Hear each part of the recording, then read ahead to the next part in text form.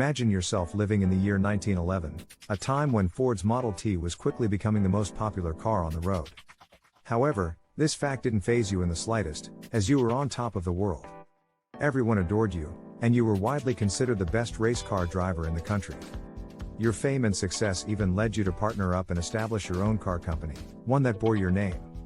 Undoubtedly, you were proud of yourself, as within just a few years, your company managed to surpass Ford in competition and dominate car sales, generating unprecedented profits. However, this narrative took an unexpected turn, as you were no longer part of the company. Instead, you found yourself struggling during the economic turmoil of the Great Depression, while your former business was raking in millions of dollars.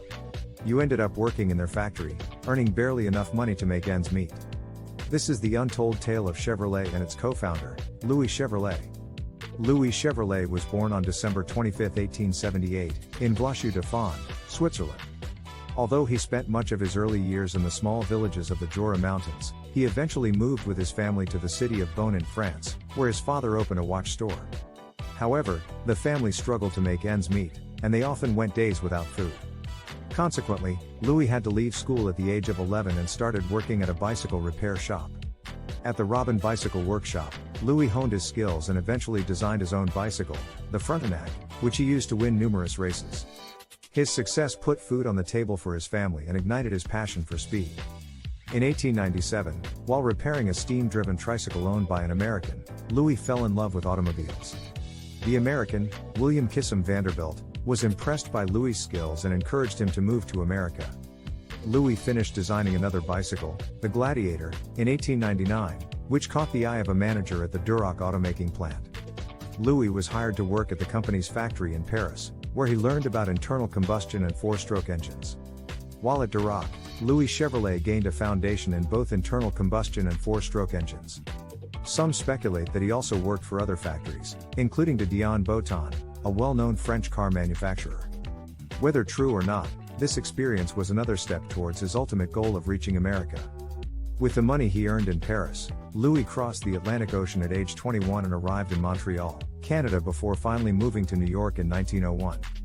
Upon arriving in New York, Louis landed a job at an engineering workshop, thanks to his fellow Swiss immigrant, William Walter.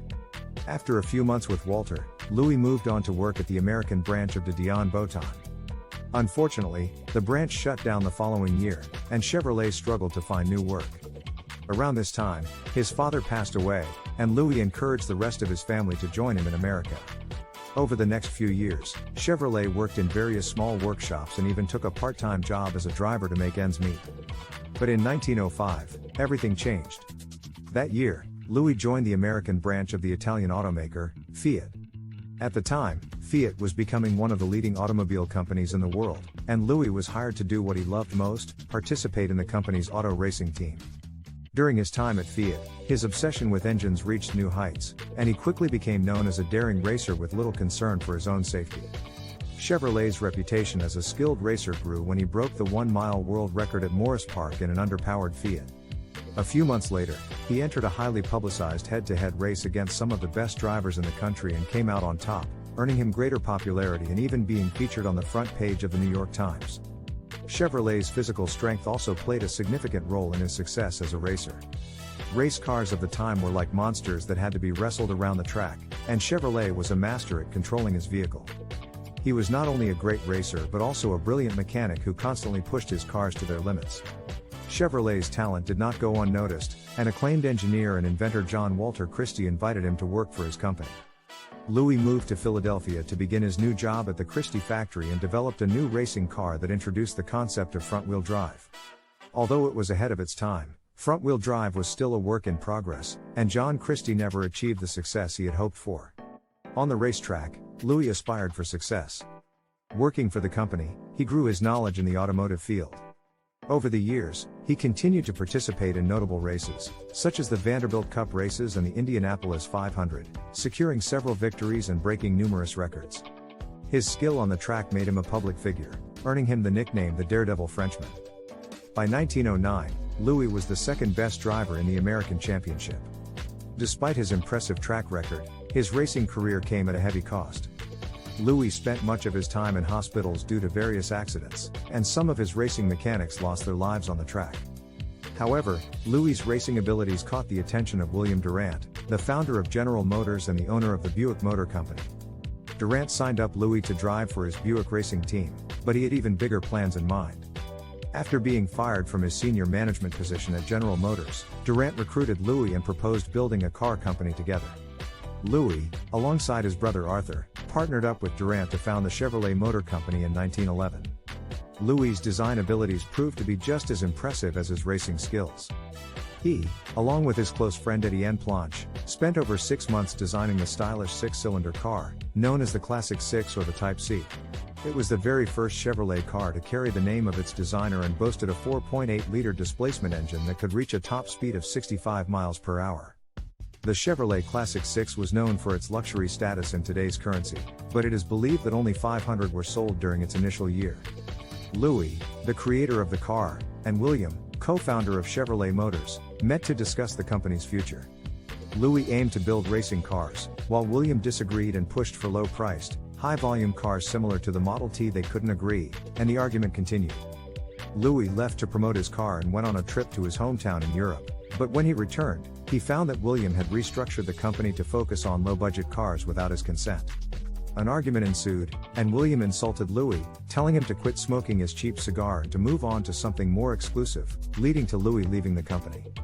Louis sold his stake in the company in 1915, foregoing the opportunity to become one of the richest men in America, and pursued his passion of building race cars by founding Frontenac Motor Company. Louis and his brother Gaston were successful on the track and won the Indianapolis 500 in 1920. However, Gaston passed away in 1922, leading to Louis never racing again.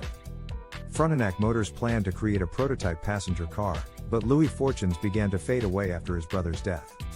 Louis Chevrolet, a talented race car driver, initially sought investors to fund his dream of building a new automobile prototype. Unfortunately, a major scandal involving the investors forced them to back out, leaving Louis to shoulder the development costs alone. Despite this setback, he and his brother Arthur founded the Chevrolet Brothers Manufacturing Company, which specialized in developing motors for cars and light aircraft engines. The company expanded its reach to Canada, England, and Australia, but the Great Depression ultimately caused its downfall.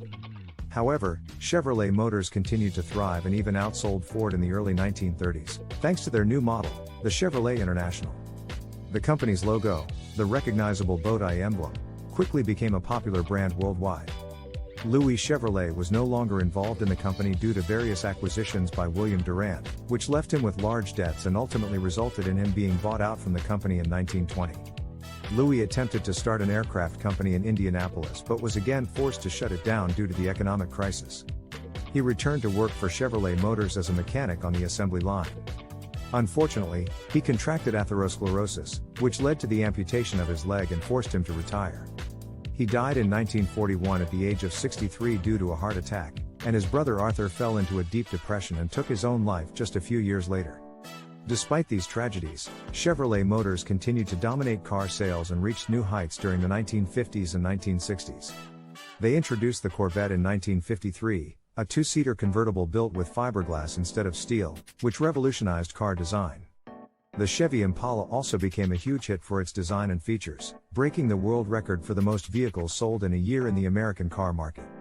Louis Chevrolet's legacy lives on, and he is buried at the Holy Cross Cemetery in Indianapolis, close to the racing circuit where he once made his mark. Thanks for watching, leave a like and subscribe and see you next video.